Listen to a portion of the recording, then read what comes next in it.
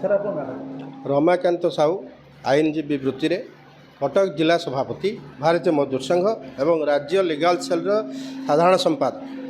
सामाजिक संबंध कौन रही आज साधारण संपादक आज जो आमर प्रेस मीट हो सांबादिक सम्मेलन होती कटक जिला तरफ अपोलो हॉस्पिटल रे जो अन्याय चली आगामी दिन में जदि आम कथा न शुणती अपोलो हॉस्पिटल जो माने कार्यकर्ता अच्छा से माने भारतीय मजदूर संघर कार्यकर्ता हिसाब से जो भली शास्ति दिया अଯଥା अन्याय भाव अन्याय भित्तिक जो तांकु दंडादेश कराउची अनियमित कार्यक्रम तांको विरुद्ध में कराउची एगुड़ाक जदि परवर्ती समय रे